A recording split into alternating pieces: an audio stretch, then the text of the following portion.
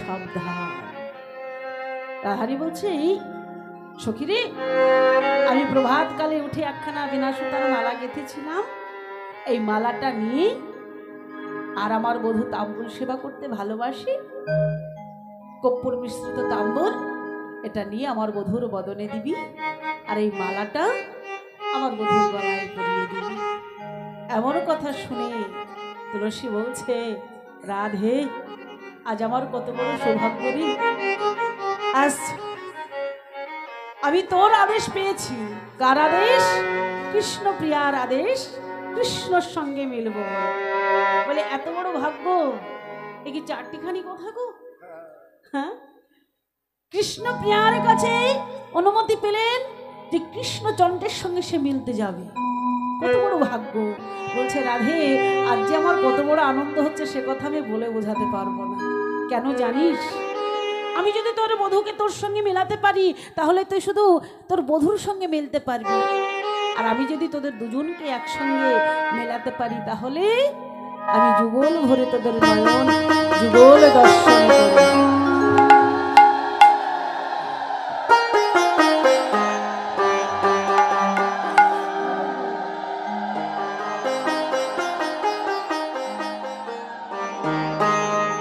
এমন ভাবে যখন বলছে, তুলসী বলছে, রাধে, আমাকে যখন তুই যেতে বলছিস, তাহলে এক কাজ কর, তোর একটু চরণ ধুলি দে। তোর চরণ ধুলির ছাড়া তো আবার তাহার কৃপা হবে না, আর তোর চরণ ধুলি নিয়ে গেলে আমার যাত্রাটাও শুভ হবে। তাই তোর চরণ ধুলির গুণে আমি তোর বধূর সঙ্গে মিলতে পারব। রাধে দে দে চরণ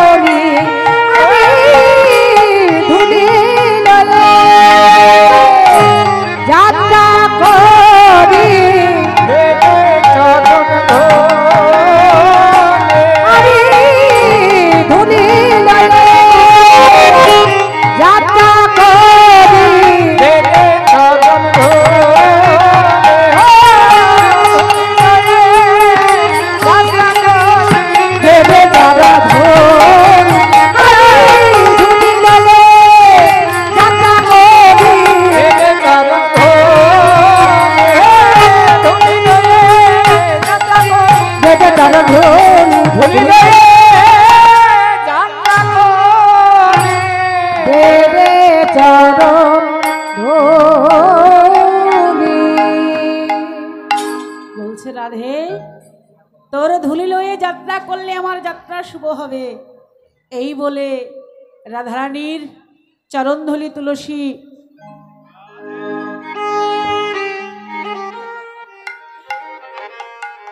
খুব সুন্দর আমার সঙ্গে গুলাগুলি করবো বলে এসেছে। তা আমার তো সন্তান, তাই না? সকলে মিলে একটু আশীর্বাদ করবেন, বড় হয়ে যেন কৃষ্ণ ভক্ত হতে পারে। নিতাই গৌর হরি বল, হরি বল।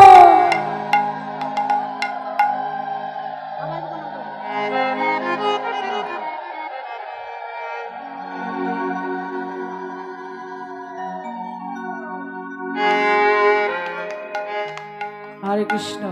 এটাই হচ্ছে শিক্ষা মা। আমরা যেমন শেখাবো তেমনই হবে। আমরা বলি না আমাদের সন্তান ভালো না, বলে হবে কি করে? মা যদি ভালো হয় তবেই তো বাবা সন্তান ভালো হবে, তাই না? ক্ষেত্র যদি ভালো না হয়, জমি যদি ভালো না হয়, ফসলও ভালো হয় না। তো মাগো, আমরা মা যদি ভালো হই, সন্তান অবশ্যই ভালো হবে। নিতাই গৌর হরি বল, হরি হরি বল।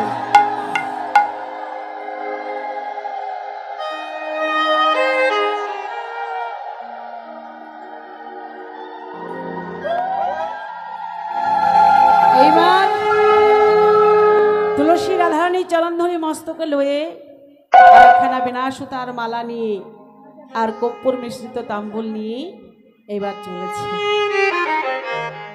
তুলসী তুলসী মনেতে হরসি, তুলসী তুলসী মনেতে হরসে, তুলসী তুলসী মনেতে হরসে, আর চলিল রায়ের বলে, আরে তুলসী তুলসী মনেতে হরসে, চলিলা রায়ের বলে, আর কর্পূর তাম্বুল লয়ে ফুল হার, কর্পূর তাম্বুল লয়ে ফুল হার, মিলিল সরসী মিলিল সরসী, আরে কর্পূর তাম্বুল লয়ে ফুল হার, মিলিলা সারসী কোলে, মিলিলা সারসী কোলে, একবার দেখা দাও হে মদন মোহন, একবার দেখা দাও হে মদন মোহন, আদাও হে মদন মোহন, এসেছি গো দেখা দাও হে মদন মোহন, বড় আশা নিয়ে এসেছি গো, একবার দেখা দাও হে মদন মোহন, তুমি আশা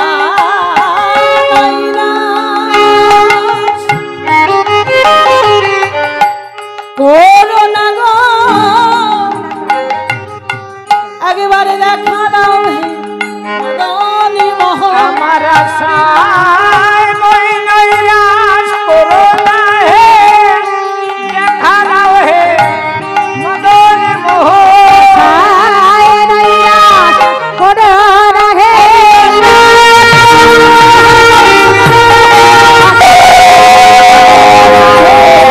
আদাও হে মদন মোহন, আয় নৈরাশ করো না হে, দেখা দাও হে মদন মোহন, মিলিল সারসী কুলে কুলে, মিলিলা সারসী কোলে,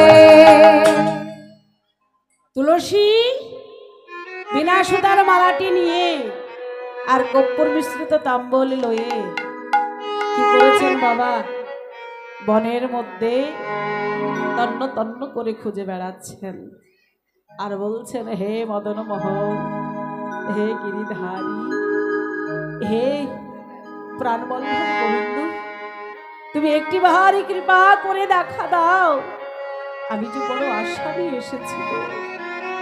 নয়ন জলে বুক ভাসিয়ে কাঁদছে আর বলছে প্রাণনাথ, প্রাণনাথ একটিবার কৃপা করো প্রাণনাথ, আমি বড় আশা করে এসেছি,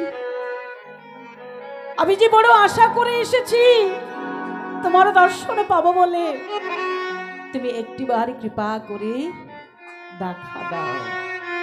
এমন ভাবে নয়ন জলে বুক ভাসিয়ে কাঁদছে, কাঁদতে কাঁদতে যখন কোথাও দেখতে পাচ্ছে না, ওই বৃন্দাবনের মাঝে বাবা বসে পড়েছে বনের মধ্যে, বসে বলছে হে গোবিন্দ, হে প্রাণনাথ, একটিবারই কৃপা করো, আমি এসেছি তোমার দর্শনে পাবো বলে, আর তুমি যদি কৃপা না করো প্রাণনাথ, আমি যে এই বনে আসা আমার কোনো সার্থক হবে না গো, আমি এসেছি তোমার দর্শন পাবো বলে, তুমি একটিবার কৃপা করে দর্শন দাও। যখন এমন ভাবে নয়ন জলে বুক ভাসিয়ে কাঁদছে আর গোবিন্দকে ডাকছে, হে গোবিন্দ,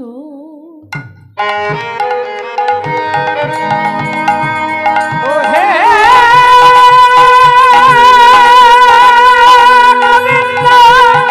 গোবিন্দ, গোবিন্দ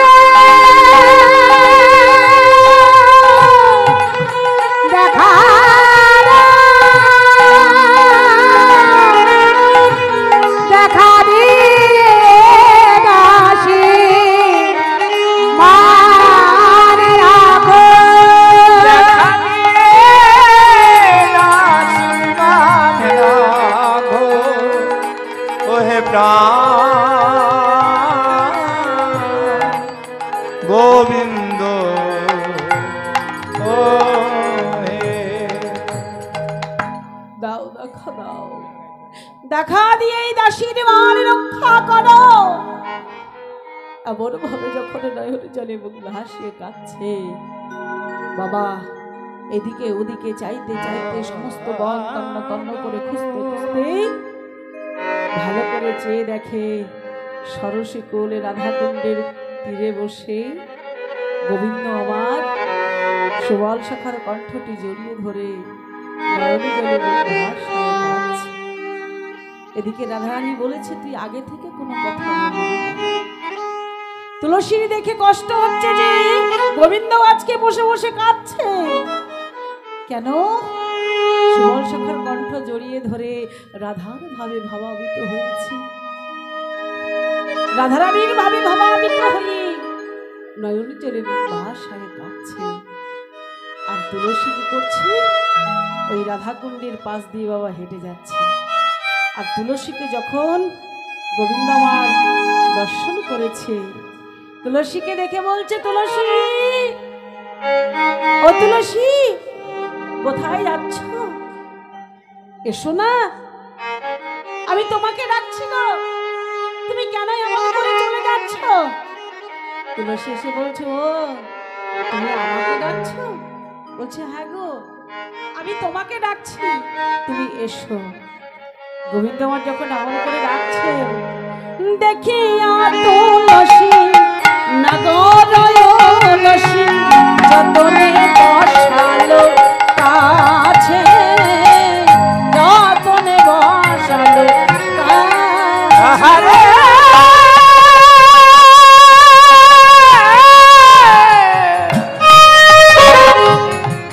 দেখিয়া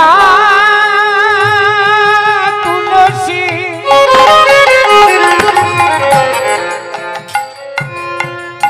নাগরয়লসী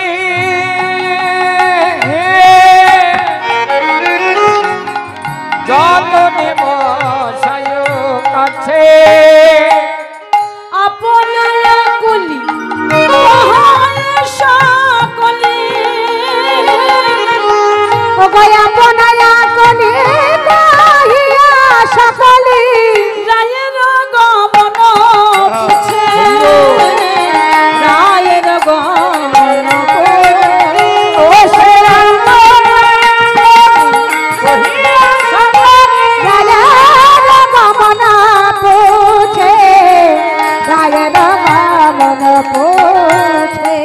বলি বল বল ধ্বনি কেমন আছে? বল বল ধনী কেমন আছে? বল রানী কেমন আছে? সে সুখে আছে না দুঃখে আছে? বল বল ধ্বনি কেমন আছে? ও সে সুখে আছে কিনা দুঃখে আছে? বল বল ধনী কেমন আছে? দুঃখে আছে কি না দুঃখে আছে? বিশ্বভানুরাজ নন্দিনী দুঃখে আছে কি দুঃখে আছে? বিশ্বভানুরাজ নন্দিনী দুঃখে আছে কি দুঃখে আছে?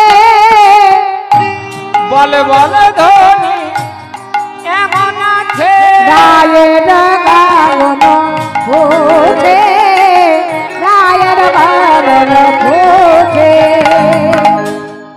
বলছে, ও তুলসী বলো না গো আমার প্রেমময়ী রাধারানী কেমন আছে? বলছে, ও তুমি এই কথা শুনবে? তুমি আমাকে কেন জিজ্ঞাসা করছো বলো তো? বলে, তোমার প্রেমময়ী রাধারানী কেমন আছে তোমার থেকে ভালো কি আর কেউ জানে গো? হ্যাঁ? কেন রাখবার মালিক হচ্ছে তুমি। তুমি তাকে কেমন রেখেছো তোমার থেকে ভালো আর কেউ জানে না। আর তুমি যদি আমাকে জিজ্ঞাসা করছো সে কেমন আছে, আমি কেমন করে বলবো বলো দেখিনি?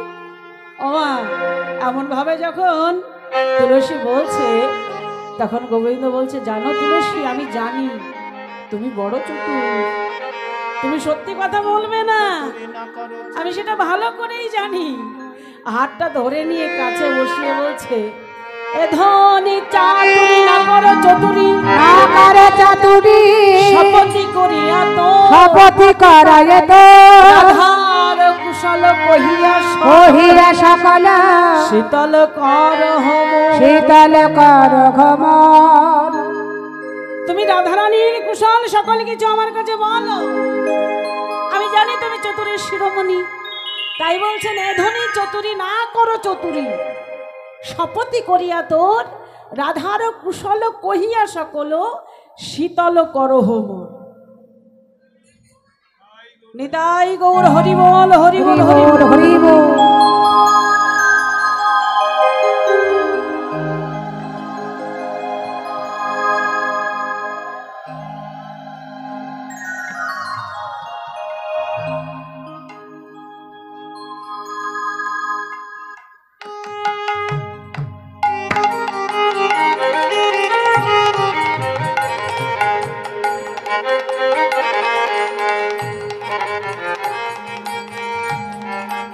এমন ভাবে যখন বলছে তখন তুলসী তো কম নয় বাবা, সে জানে কেমন করে কথা বলতে হয়। বলছে শোনো, আমি কিছু বলতে পারবো না। তুমি নিজে ভালো করে জানো যে তোমার প্রেমময়ী রাধারানী কেমন আছে, তুমি আর আমার কাছে জিজ্ঞাসা করো না। তবে জানো, তুমি যে জিজ্ঞাসা করছো তোমার থেকে ভালো আর কে জানে গো, যে তোমার প্রেমময়ী রাধারানী ওই বাদির ঘরে কেমন আছে। তুমি রেখেছো, তুমি রাখবার মালিক, তুমি ভালো করে জানো, আমাকে কিছু জিজ্ঞাসা করো না। এবার তাড়াতাড়ি করে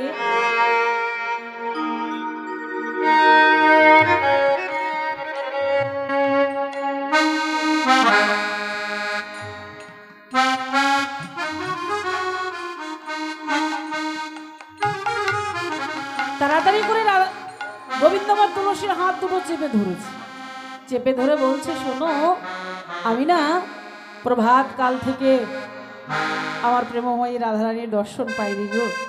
তুমি আর মিথ্যা কথা বলো না, তুমি সত্যি কথা বলো, আমার প্রেমময়ী রাধারানী কেমন আছে। বলছে শোনো বধূ, তুমি জিজ্ঞাসা করছো কিন্তু আমি তো কিছু বলতে পারবো না গো। কেন? তার ঘরটা কেমন তোমার থেকে ভালো আর কেউ জানে না। তুমি তাকে যেমন রেখেছো ঠিক সে ঠিক তেমনই আছে, তুমি যেমন রেখেছো সে তেমনই আছে, আমি কিন্তু তোমাকে কিছুই বলতে পারবো না। এমন ভাবে যখন বলছে তখন গোবিন্দ বলছে তুমি আর মিথ্যা কথা বলো না। বলছে প্রাণনাথ, আমি কি তোমাকে মিথ্যা কথা বলতে পারি? তুমি তো নিজে ভালো করে জানো যে তোমার প্রেমময়ী রাধারানীর ঘরটা ভালো নয়। সে ঘরে বসে কৃষ্ণ কথা বলা যায় না, সে ঘরে বসে কৃষ্ণ বলে কান্না করা যায় না, সে ঘরে বসে কৃষ্ণ প্রাণ কৃষ্ণ বলে ডাকাও যায় না। তাহলে সেই ঘরে বলো তোমার রাধারানী কেমন আছে? তবে বধূ, তুমি তাকে যেমন রেখেছো সে ঠিক তেমনই আছে। তবে শোনো বধূ, এই যে আমাদের প্রেমময়ী রাধারানী প্রভাতকালে উঠে একখানা বিনাশতার মালা গেঁথেছে, এই মালাটা আমি তোমার গলায় পরিয়ে দিলাম। পরিয়ে দিয়ে বাবা প্রসাদি করে খুলে নিল, আর কর্পূর মিশ্রিত তাম্বুলটি গোবিন্দের বদনে তুলে দিল। তুলে দিয়ে বলছে শোনো প্রাণনাথ, তুমি যখন বারবার করে বলছো যে তোমার প্রেমময়ী রাধারানী কেমন আছে, তবে বলি শোনো, আর তুমি তোমার প্রেমময়ী রাধারানীর সঙ্গে তুমি কেমন করে মিলবে এই কথাও তোমাকে বলে যাই। শোনো, অগ সময় জানিয়া শেখর আসিয়া কহিছে মধুর বলে, আর সময়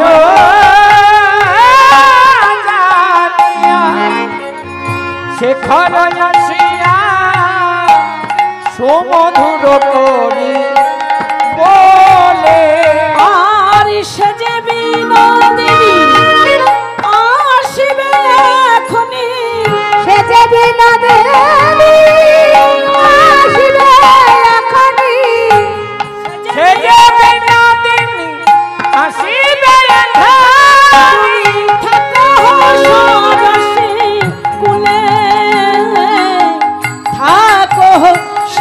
রসিক ও বসে দেবী না দেবী আসিবে এখনি থাকো গো সারসী কোলে থাকো গো সারসী কোলে বলি বসে বসে নাম জপ করো তুমি বসে বসে নাম জপ করো তুমি বসে বসে না যাতে পারো তোমার কৃপা হলে হতে পারে বসে বসে না জপ করো নামের কৃপা হলে হতে পারে নাম ধরবে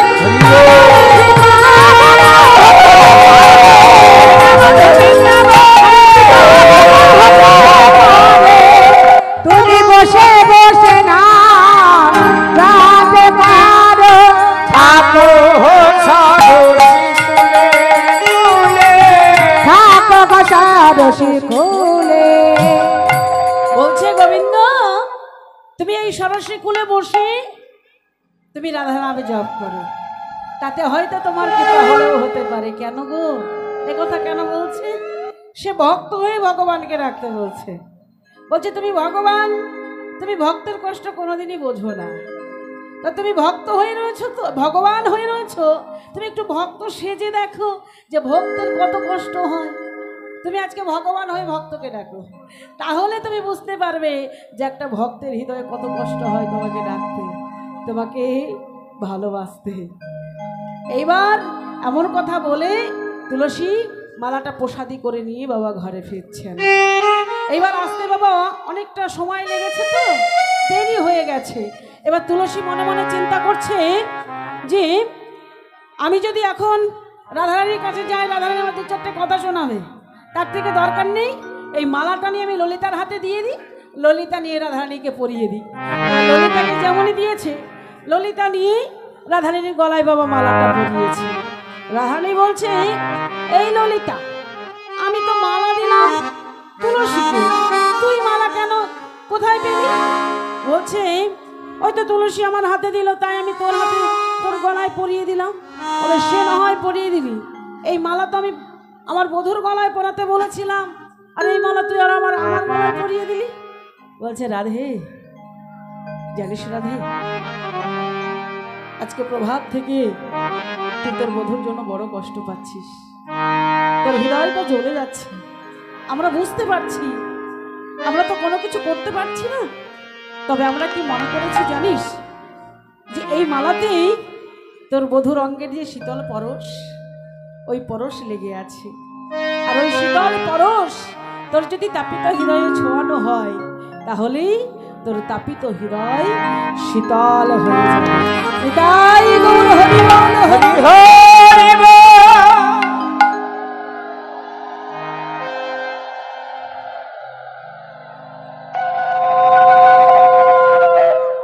এইবার রাধারানী বলছে, সখীরে তা না হয় হলো, কিন্তু আজ আমি বধূর সঙ্গে কেমন করে মিলবো?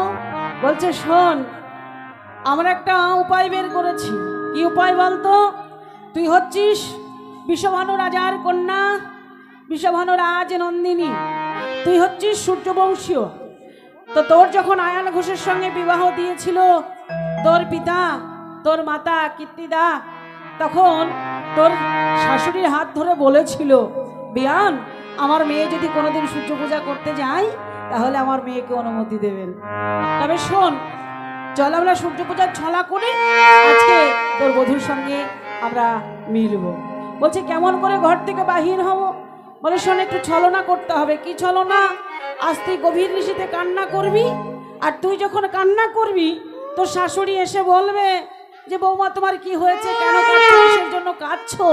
তখন তুই বলবি, মাগো আমি গভীর নিশীতে একটা স্বপ্ন দেখলাম, একজন বনদেবতা আমার শিরে দাঁড়িয়ে বলছে, শোন পতিব্রতা রাধে, আজ গভীর নিশীতে তুই স্বপ্ন দেখেছিস যে তোর স্বামী মারা যাবে, তোর শাশুড়ি মারা যাবে, তোর বংশ নিবংশ হয়ে যাবে। আর যদি বলে প্রতিকার, বলবি মাগো সূর্য পূজা করলে সকল বিপদ কেটে যাবে। এই বলে সখীরা বাবা রাধারানীকে বলছে, রাধে কান, তুই এমন ভাবে কান্না কর যাতে তোর শাশুড়ির কর্ণে গিয়ে পৌঁছায়। এইবার রাধারানী আমার কাঁদছেন কেমন ভাবে, শাসমুখী শ্বাস ছাড়িয়া কাঁদে বিনোদিনী। হরি বল, হরি বল। কাঁদে বিরোহিনী, মুখে সাচারিয়া কাঁদে বিরোহিনী। শ্বাস পাইয়া শ্বাস ঘুচাইয়া মোছে চোখের পানি। শ্বাস পাইয়া বাস ঘুচাইয়া ওঠে চোখের পানি। বলে হায় হায় আমার একই হলো, বলে হায় হায় আমার কি হলো, হায় আমার কি হলো। আমার প্রতি বুঝি মারা যাবে, আমার গতি কিবা হবে।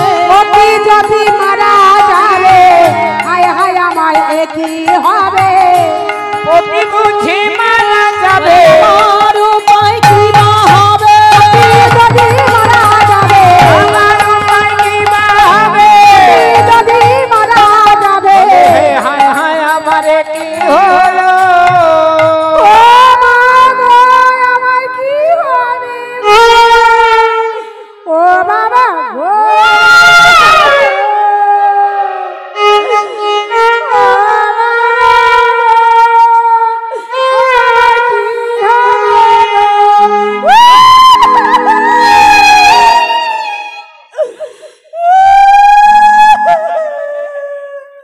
কুটিলা ভাবছে কি, এ তো আমার বউয়ের, আমার বৌমার কান্নার আওয়াজ। বলে আমার বৌমার আবার এমন গভীর রাতে এমন ভাবে কাঁদছে কেন? বাবা আদর করলে আরো বাড়ে। কুটিলা কি করেছে বাবা, জটিলা ছুটতে ছুটতে এসেছে, ছুটতে ছুটতে এসে বৌমাকে কোলের মধ্যে তুলেছে। কোলের মধ্যে তুলে কোলে লয়ে কয় জটিলে কেন কাঁদো মাই গো। কেন কাঁদো মা? বলে লয়ে কয় জটিলা কেন কাঁদো মাই গো। কেন কাঁদো মা? আর কি হয়েছে কিসের লাগি বলো না। কাঁদো কি হয়েছে কিসের লাগি বলো না আমায়। ও বাবা, আমার কি হবে? আচ্ছা আপনারা একটু পরে আসেন, একটু পরে আসেন, একটু বসুন, একটু বসুন। বাবা গো, আমরা ডেকে নেব। আমার কি হবে গো? বলি বৌমা, ও বৌমা, বলি তোমার, তুমি এমন ভাবে কাঁদছো কেন মা? আমি তো এমনি কাঁদছি, আজ নিশি শেষে স্বপ্ন দেখেছি। গুরুজনের মুখে শুনেছি নিশির শেষে স্বপ্ন নাকি সত্যি আমার হয়। সোনামণি বউ, ও পাড়ার লোক তোমরা কিছু বলেছো? পাড়া লোক আমায় কিচ্ছু বলেনি মা। তাহলে আমার মেয়ে কুটিলা কিছু বলেছে? কুটিলা আমায় খুব ভালোবাসে, আমার ননদি তো খুব ভালোবাসে। তাই? তাহলে আমার ছেলে তোমায় কিছু বলেছে? আয়া, আমার ছেলে আমায় কিছু বলেনি মা। আপনার ছেলে আমাকে সিনেমা দেখতে নিয়ে যায়। ও মা গো, আমি মরা কান্না কেন কাঁদছি সেটা জেনে।